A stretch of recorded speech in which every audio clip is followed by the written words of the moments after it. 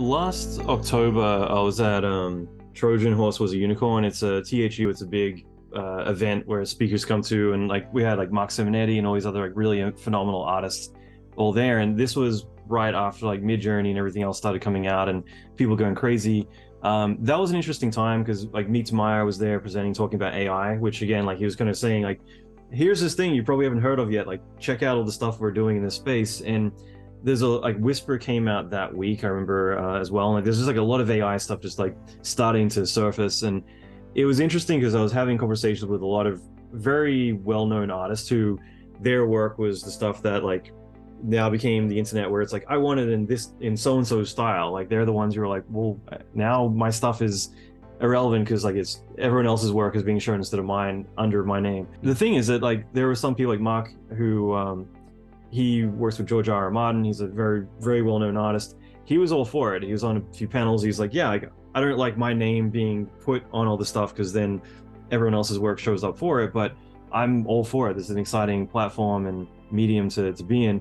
The main thing was there were a lot of people who are like, we need to stop this now. And like, we need to get in front of this. And there is no stopping something like this, but it is interesting just to see like the two different camps of people. And I think this goes beyond AI. It's just some people kind of jump to fear where other people see opportunity. And I'm curious for you, what your thoughts are on like the doom and gloom, as we were talking about earlier, with people kind of seeing this as it's going to take our jobs and it's game over for us, rather than seeing it as you mentioned, like a 10-year-old being able to say, I'm going to go make a film and I have a virtual film crew in front of me who could just help me do what I need to do, rather than all these impeding things. Like, what are your thoughts on that? Like the people who look at it negatively versus just realizing like, this is an insane opportunity that everyone's going to regret later not getting in front of. Yeah, I totally agree with you. I really do feel like it's more of an opportunity than something to be scared of. I was listening to a talk. There was an AI event out here in LA.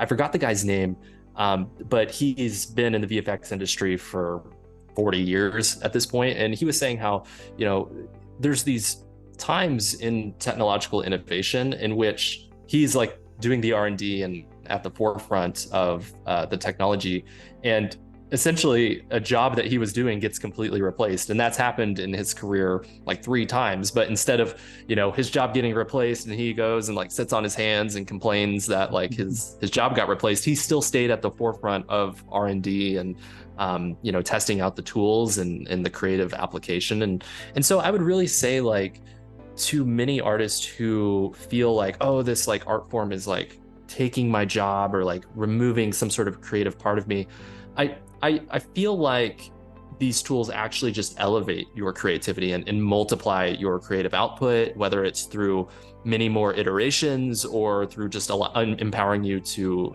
find new mediums that you would have never been able to use in the past. And so if embraced, and especially if embraced like very soon, if you're one of the first artists in your niche, whatever that niche is, to embrace AI, I think you're going to see a lot more of the lion's share of the rewards, whether that's through like new opportunities or just like really cool creative projects that come your way. There's nothing you can do to stop these tools. Like they're going to be here forever.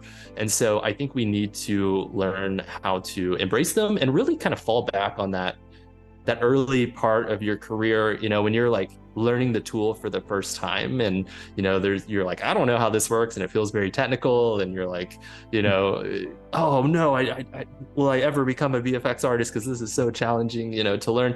I think like we're all going through that collectively at the exact same time with these AI tools, but I think at the same time, there's that sense of like wonder and excitement about, learning a new tool and finding new creative possibilities that I personally find very interesting and fun. And I would encourage anyone listening to this podcast just to go out and start messing around with the tools, like rather than just reading articles about how they're scary. So true. And yeah, I mean, it's just exciting. Like, again, it's impossible to anticipate where it's heading because it's just happening so quickly. It isn't like anything else is really out there on the planet, where it's like, oh, like iPhone 1 comes out, it's like, I can't wait for iPhone 3, like it'll be smoother, it'll be easier, it'll be this. It's like, you can't, like, who knows where we're going to be a year from now or 2 years from now. It's an exciting time in that respect, for sure.